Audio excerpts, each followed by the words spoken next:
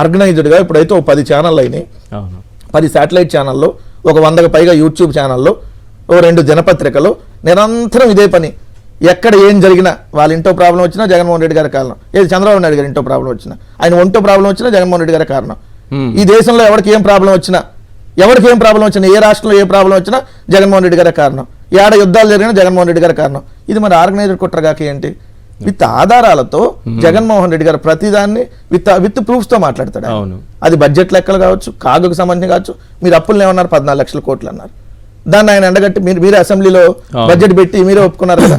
ఇట్లా ప్రతిదాన్ని రంగులకి 4,000 కోట్లు అయినాయి, తీయటానికి 2,000, వేయటానికి 2,000 అన్నారు.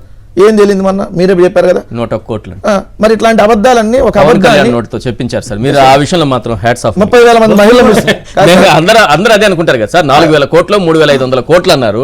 అంత అయిందా అనుకున్నారు అందరూ. ఆఖరికి పవన్ కళ్యాణ్ నోటితోనే చెప్పించారు. ఒక్క నిమిషం సార్, ఒక్క నిమిషం. ఇప్పుడు ఇదే 30,000 మంది మహిళలు మిస్ అయ్యారన్నారు.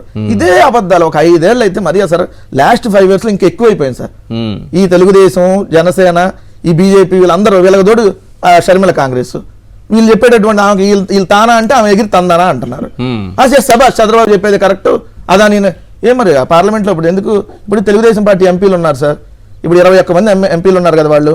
మరి 21 మంది పార్లమెంట్లో డిమాండ్ చేయట్లేదే? ఏం అదా నేను అరెస్ట్ చేయండి, అదాని మీరు కేసు పెట్టినని ఏడొచ్చేమో ఇలా మీడియా కారు కోతలు కూసిద్ది. మరి అదే దాన్ని పట్టుకొని వాళ్ళు ఎందుకు అక్కడ పార్లమెంట్ సాక్షిగా తీసి మరి ఒప్పందాలు రద్దు చేయమని అడగండి. ఎందుకు అడగట్లా? క్లియర్గా ఇందాక దీన్ని 15 జనవరి మీరు చెప్పారు సార్. ఇది సెప్టెంబర్ 15, 2021 క్లియర్ గా ISTS వివరాలకు సంబంధించి మీరు ఇచ్చారు. ఇది సెకీ చెప్పింది, ఏది ISTS వివరిస్తున్నాను. సెంట్రల్ గవర్నమెంట్ మళ్ళీ అనండి సార్, సెంట్రల్ గవర్నమెంట్ దాని తర్వాత ఒక ఉత్తర్వులు రిలీజ్ చేసింది. ఏది సెకీ ఏమో ₹2.49 ఇస్తున్నాము, ఏదైతే ఇంటర్ ట్రాన్స్మిషన్ ఛార్జెస్ లేవని చెప్పి 15 సెప్టెంబర్ 2021 ఇచ్చిన తర్వాత ఆ ముందే సెంట్రల్ గవర్నమెంట్ సెంట్రల్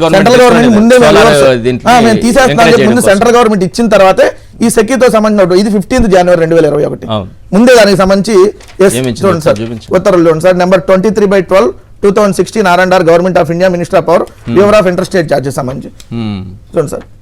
వాళ్ళు క్లియర్ గా ఇచ్చారు, ఎటు లేదన్నా అన్నాకే దానికి సంబంధించి సెకీతో ఒప్పందం కుదుర్చుకుంది.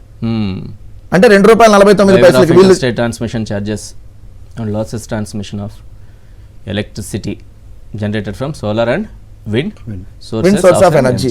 Simple. వీళ్ళు ఇచ్చిన తర్వాతే సెప్టెంబర్ 15 అంటే వీళ్ళు ఆల్రెడీ మీకు ఇంటర్ ట్రాన్స్మిషన్ ఛార్జీలు ఉండవు, మీరు సెకీతో ఎందుకంటే కేంద్ర ప్రభుత్వ రంగ సంస్థ ఒప్పందం కుదుర్చుకోండి ఏం ఉండవని చెప్పి వాళ్ళు ఇచ్చిన తర్వాతే కుదుర్చుకున్నటువంటిది.